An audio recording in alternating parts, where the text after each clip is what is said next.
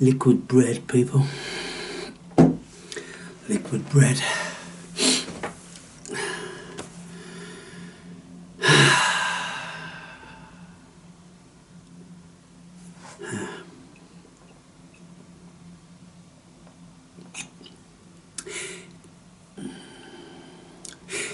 If it wasn't for the fact that I don't like addiction doesn't sit well with me, I'd smoke a pipe.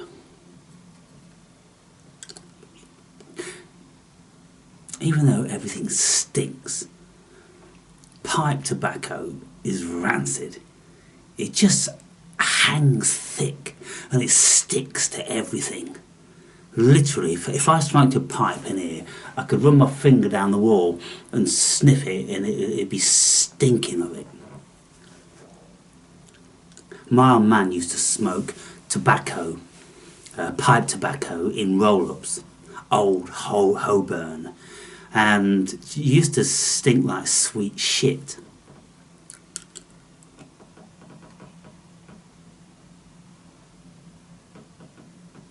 Yeah, everything about it's horrible.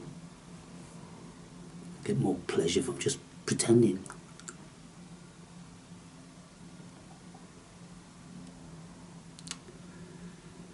Anyway, people.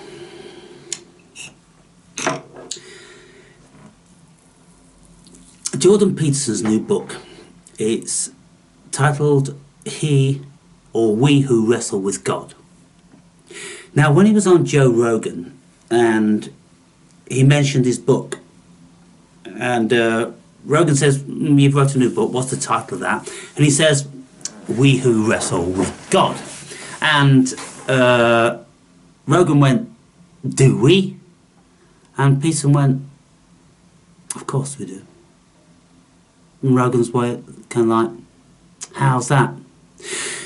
You see, Rogan was coming at it from the ego, from the human operating system of fantasy and fiction, and everyday fiction and fantasies and all that sort of stuff, which you know, most people are heavily involved with. But when Peterson states that we who wrestle with God, and he includes everybody, and he will state that everybody is religious even though they think they're atheists. You see, these are bones of contention which is it John Dalihanty or something Dalihanty, and Sam Harris and people like that, Douglas Murray, they'll have a problem with Peterson when he says that everybody is religious. It's just that they don't think they are. Well, he's right. He is a very, very astute thinker. One of the best, and he'll be renowned for a long time as being one of the greatest modern day thinkers. That dude will go down in history because he really is tapped into the essence of the cosmos. And you can see he's tapped into it, and he contemplates everything, such an enormous array of subject matter. And when he says, we who wrestle with God, well, he's meaning that, well, seeing as we don't know what God is, how could we think that we are not wrestling with him, it? If we deny God, then we have to come up with explanations of how the cosmos manifests, how consciousness manifests, how life manifests. And albeit we've tried it very, very tentatively, weakly, like one person on the whole planet out of 300,000 years has come up with an idea of evolution. In actual fact, two people, because the other one was Russell.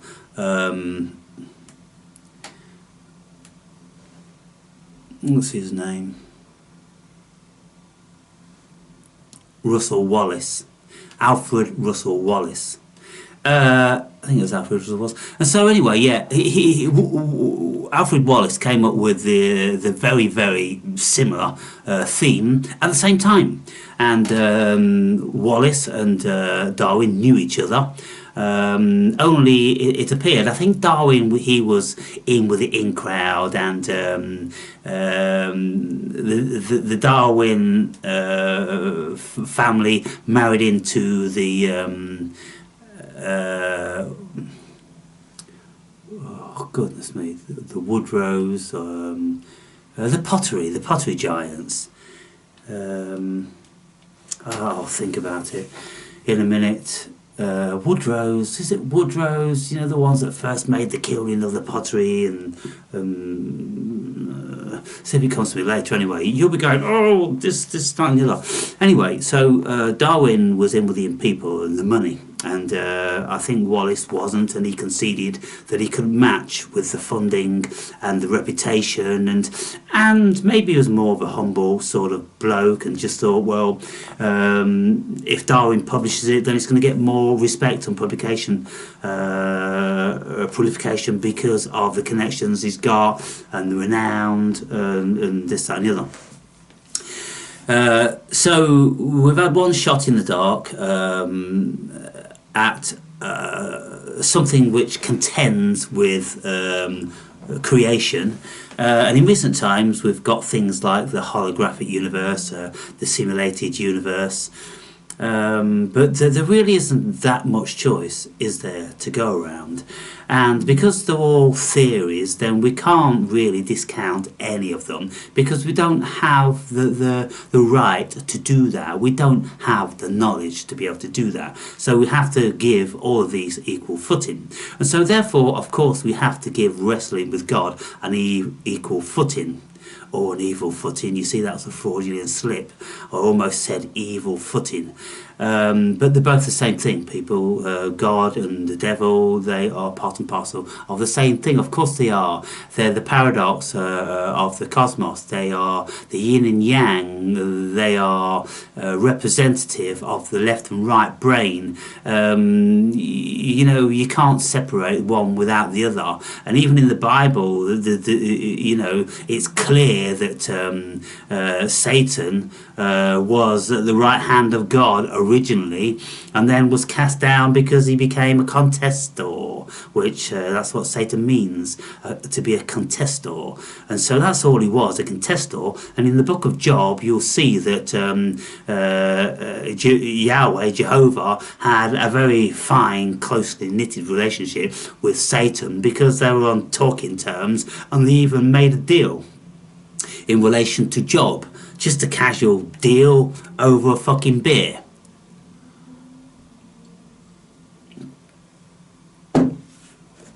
So two sides of the same coin, people. So when Peterson says, we who wrestle with God, what is he meaning? I've not read the book, I'll get round to it, it'll be on the cards, because Peterson is a kindred spirit to me. I feel the guy. With his grimacing and his contortions and his hand wringing, really, you know, I'm feeling the confluence with that. And he can very, very quickly bluster about the idiots, you know. In the early days, he didn't pull too many punches, but now calling people idiots isn't going to be that conducive to his prolification, and it's going to cost him dearly, no doubt. So he invariably refrains from it, but he does let it slip now and again, and he does consider that he is genius, which he is, and he does consider that the vast majority of people are idiots, which they are, but he's out there doing a good job and earning a lot of money at the same time. So in his book, I do know that apparently he mentions Cain and Abel 352 times. So he has a deep-rooted obsession with the Cain and Abel story, because much from the story of humanity stems from that relationship with Cain and Abel and God. Because with Cain and Abel, you've got the yin and the yang. You've got benevolence and malevolence, and you've got the good and the bad, and you've got the aggression and the passivity, and then you've got God as the intermediary who enabled it, authorized it, commissioned it to actually happen, so things could be written, so we could get a knowledge of it. So people like Jordan Peterson, 3,500 years later, can start telling modern mankind the great importance of that story. So we're all wrestling with God, because in my book I state that there is three things in my estimation that are absolutely indistinguishable from each other. One is the concept and notion of God. The other is the concept and notion of consciousness, and the other is the concept and notion of intuition. Where does this intuition come from? How does this a priori knowledge that doesn't have to be experienced, where we intuitively, instinctively know it to be true, and we favour it over and above our actual experience? How is that so? Why is that a thing? Where does that come from? And so I maintain that they are God. And I'm still waiting now for Jordan Peterson to get up to speed on that one. If he would address that one, then I'll be very happy. And the other thing I want him to address is why there is no mention of him and his biblical study fraternity addressing the tree of life. He absolutely sidesteps that, and I heard him in one conversation talking about, the tree of good and evil, and then the tree of life, whatever that meant. That's exactly what he said, whatever that means, and he just fucking stayed well clear from that, because doubtless he doesn't want to go into that because the ramifications are too detrimental to humanity. Why would God put these two trees in the fucking Garden of Eden? One being the fruit of knowledge of good and evil, which Adam and Eve were absolutely prohibited to eat from, and the other one was from the tree of life, which they would know nothing about, because the gods apparently said, we can't give them this knowledge of the tree of life, because then they'll become like us. And I suppose in some respects it's a bit similar to the fruit of the knowledge of good and evil. You see, once they ate from the fruit of knowledge of good and evil, then they had the knowledge of good and evil. If they should eat from the tree of life, then they would have eternal life. And what would that mean? I'm hoping one day Peterson will get round to that, because I'm sure we're all very interested in that, because I've never heard anybody ever speaking about the tree of life. It's an impassable thing. I don't even think there's anything pertaining to the tree of life except the line, the tree of life, which was a prohibited tree. So they've got nothing to go on, you see. They've got no serpent enticing or beguiling Adam and Eve into doing a misdemeanor. But when we look at wrestling with God, let's just say God is life. We don't know what God is, people. We can't dismiss God. You only dismiss God in your naivety if you think God is Yahweh Jehovah and he's sitting on a fucking cloud, or if you think it's Allah or anything like this. We do not know what God is. Human beings forever have had a notion of a higher being, of a God of some magnitude, and so it exists, it persists. It is absolutely as real as anything else is. Bearing in mind, nothing has a corporeal reality. So God is even more real than that, because God, the notion of God, is in every single human being's consciousness. And so wherever we are all over the world, we're going to have a notion of something else higher than us that's potentially terrifying.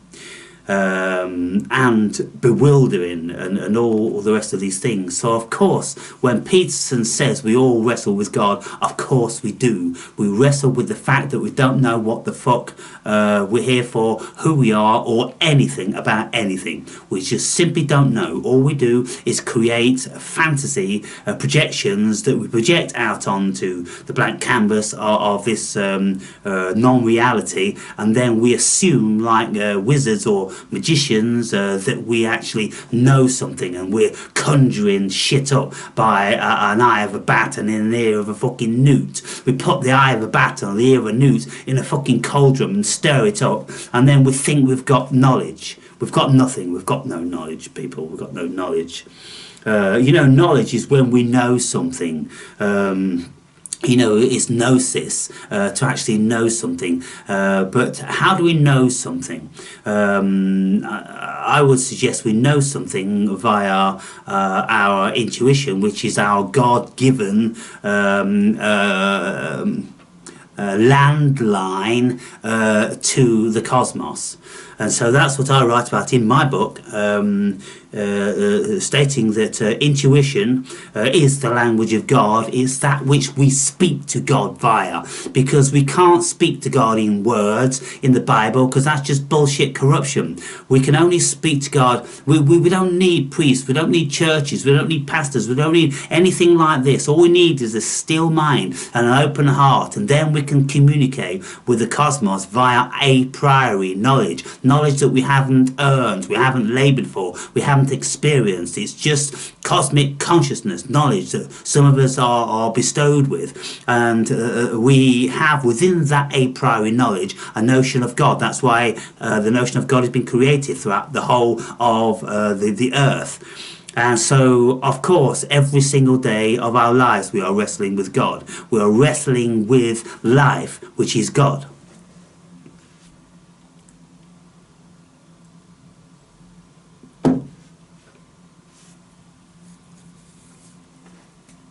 So we can see when people like that speak, there is a great deal to contemplate.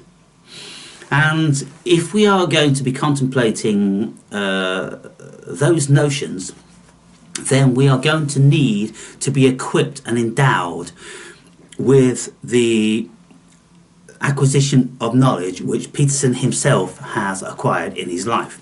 Because when he is writing his book is going to be a projection of all the knowledge that he's gathered in his life, a priori knowledge and physical experience knowledge and learned knowledge, and all this, it's all going to be a projection of that. And if we are not familiar with human psychology, if we're not very, very familiar with the writings of the Bible, if we're not familiar with ontology, what it is actually to be a human being, and the traits that we have, if we don't take all of these and much, much more into consideration, then we're going to be bereft of the cognitive tools to be able to understand what Peterson is going to be saying in that book. And so doubtless I'll be reading it in the not too distant future, and I'll have plenty to say about that. But it's very naive for anyone to think that we don't wrestle with God. Only non-thinking people, or non-metaphysical people, non-philosophical people, non-psychoanalytical people, they can completely dismiss God as all that's nonsense, all that Bible rubbish. Oh yes, or I believe in silence. Hang on, what did you just say? Yeah, I believe in silence. Oh, well, you believe in science where other people believe in a God. So what's the difference? So you got religion and then you got scientism. So scientism is just a religion. So hello, And they hate that. They won't want to ever, take that on board. They'll fucking pull up the drawbridge and close all the fucking shutters and stay inside their safe space, because they wouldn't ever want to contemplate that they are doing no more than any other of us fools on this planet, chasing and chewing on our own tails. Call it science, call it religion, call it fucking cosmology, call it whatever you want to. It all amounts to the same, people. We who wrestle with God. And so I'm just envisioning now Peterson watching this video in another world, in another cosmos, another dimension, because a humble video such as this could never ever, reach the dizziest heights of where he is on his pedestal, that the pathetic human being has pushed him up, because now they're in agreement to consensus. Because that's the thing about the stupid human being, they need to be in a consensus before they're going to accept anything. And so when you see them flocking to concerts and they're in a consensus about a certain band, I've stated in lots of other videos, and Robbie Williams, I went to see the Robbie Williams movie last night with my daughter and her fiance, A Better Man, and it's absolutely brilliant. And I've watched the Robbie Williams Netflix series, absolutely brilliant. He is absolutely brilliant, a gifted individual, but a very, very troubled one, someone that worked really, really, really, really hard, and someone who wrestled with God, and still is all of his life, wrestling with the demons. But what he did, apparently, he went out busking with a bit of disguise on, sat down singing and playing with his fucking guitar case open, and barely a fucking idiot, threw a coin into his guitar case. Why? Because they're fucking idiots.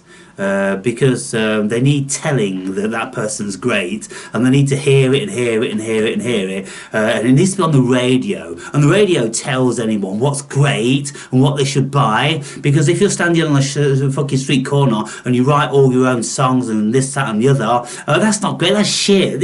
What's that about? Who's heard that? Who knows that? You see, that's the stupid, detestable, fucking verminous pink ape. They need this level of programming, of propaganda. And when some of you people, you have an issue with people like Trump, and with certain ideologies and a certain perspective on life, and I'm a Democrat, and everything about Republicans is wrong and just stupid. You're very, very, very, very, very, very silly indeed. And anyone who's a fucking Republican, very, very silly indeed. Just two fucking flimsy wings of the same flimsy fucking bird. And it's grotesque, and it's pathetic, and it's ridiculous. And it's very similar to the phoenix. It just keeps rising and falling back down in its own flames, rising once again from its own ashes, and then burning and falling back down in its flames. You just look at America every 4 fucking years, look what it's doing. It's absolutely fucking shocking. It's pathetic that 350 million people can't work out a better system. It's just beyond me as a fucking intelligent, thinking, rational person. I'm like, that system doesn't fucking work anymore. When are you going to give it up? And by the end of these 4 years, whatever state America's in, if the world still exists, then you're going to get a new fucking bright spark enter into the fucking White House and bulldoze every fucking last vestige of Trump's existence, and then create something else. And we can see that throughout millennia, people, this hasn't changed. When you look into Egyptology, you can see that there were defaced fucking pharaohs with barely any trace, and there's only a last couple of fucking scrolls that have been found here and there which dare utter this pharaoh's name, because the one that came after needed to erase him from history. And as naive people, we can look at that and we go, oh, why didn't they think about the history, and why didn't they just accept people and just go, okay, well, that was then, you know, he is in our history books. He was Pharaoh number 52, and you know, we're going to continue. But no, we still don't do that to this day. We still want to completely eradicate wherever we can any of the gods. Like when there was the war in Kuwait and Iraq. Well, what happened is, look at all the art that was destroyed, defaced, because it was too powerful. Who defaced it? Some of the art was defaced by the Iraqis because they didn't want America to get it, because they knew that America was coming for that, because they want to capture their gods and they want to imprison their gods, and they've got some voodoo fucking shit going on. Trust me, people, this isn't for fucking... I'm not just talking nonsense here. These figures, these carved images, these graven images are very, very powerful throughout cultures. And so that's why other cultures want to destroy them, imprison them, you know, and do all this different sort of stuff. Burn all the fucking books. We've been doing it forever and we'll continue to do it. And if Trump lasts, if he lives this next 4 years... then America's just going to go through it all again. And it's like America is at the height of human sickness, because there's nowhere that I'm aware of in the rest of the world where we eradicate the former president or leader's policies to such a degree. But you can see from the inauguration speech of Trump, he was actually tearing a new arsehole in Biden and Kamala, who sat behind him in Clinton, particularly female Clinton, because male Clinton didn't appear to be too bad by all accounts, other than he was a pedo in the pedo ring and all that sort of shit. But policy-wise... But Trump was saying, basically, that every fucking thing they've been done, I'm gonna fucking blow the fuck it out the water. I'm gonna napalm it, I'm gonna nuke it, I'm gonna bulldoze it, I'm just gonna fucking eradicate it from the face of the earth. And so you look at Biden, and you look at Clinton, and you look at Kamala, all the time they're like that, and they never gave a standing ovation. They never clapped at all, except on one occasion when Trump said that the hostages were released from certain countries. How could they sit down and not clap for that one? And that wasn't to do with one of Trump's policies. It's more like to do with one of Trump's threats. Now he was in power, it's kind of like, you better release those hostages or fucking else. You know, or fire and fucking brimstones coming down on you. So anyway, people, you know, when we start to think about these things, every single one of us is wrestling with God. And, you know, if we don't recognise that we're wrestling with God, I've been wrestling with God, knowing who God is, where can I find God, you know, what essence is God. Sometimes I can feel God more than other times. It's like I say, in the wintertime, I don't feel God anything like as much as I do in the springtime and the summertime. I need God to shine through my window. I need God to shine on my face. I need God to bless the whole world with its light. That for me is the very, very essence of God. I'm very, very much a pagan at heart. Everything about me is pagan. I'm the green man, for fuck's sake. And my God is the sun, but it's also conscious. Now, this isn't so extreme. It is extreme, but if you listen to people like Rupert Sheldrake, I think he's probably, you know, the only person that would dare say that in popular realms today. And he wrote a book stating that he thinks the sun is conscious. And the reason why he states that is because it's got all the attributes where we think consciousness comes from. It's electrical, it's magnetic, and so if we think consciousness emanates from electromagnetism in some shape or form, then the fucking cosmos, the sun, has got plenty of that going on. So why wouldn't it be conscious? And then, of course, there's many people that believe that the cosmos is conscious. So everything is conscious. Everything either is conscious, like panpsychism, or everything is within consciousness, like idealism. There is consciousness, and then there's everything which is in consciousness, which constitutes ideas. Everything's an idea, like the Platonic ideas and forms. You see, Plato reckoned everything was forms, mental forms and ideas, which are the same thing.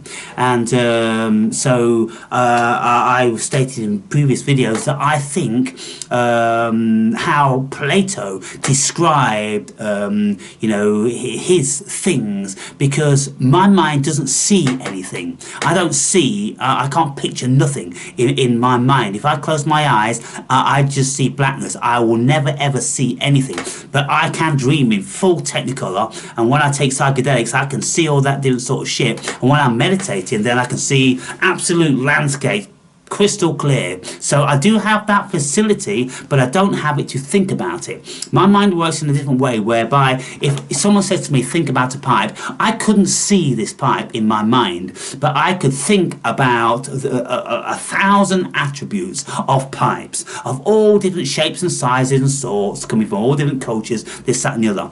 And I consider that's vastly more useful than just seeing one fucking pipe.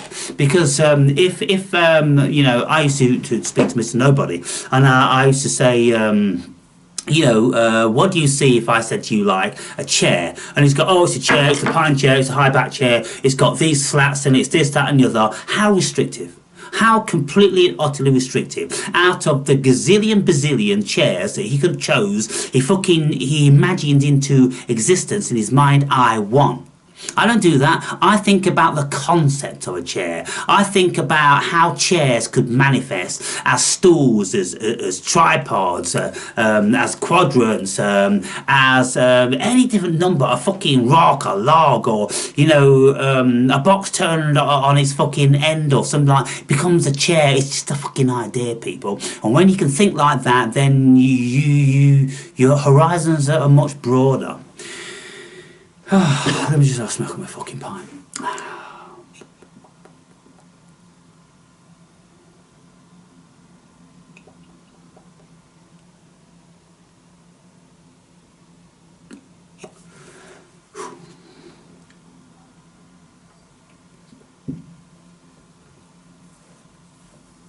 I'm making this video because when I was making the other one, this one came into the fucking noggin. And then I went about my business, did a few bits and bobs, but then it went, oi, that fucking video, you best do it. You best do it while it's still warm, because if you don't do it, then the essence of it will be lost. And then the fragments of it, like a ghost, will be swirling around in your unconscious, and it will be unresolved. So therefore you have to resolve it. You have to compile it, you have to complete it, and you have to lay it down into the ether, into the cosmos, and then it's out there, and then the cosmos is happy because it's been fed. You see, feed me Siegfried. You know that plant in Pulp Fiction?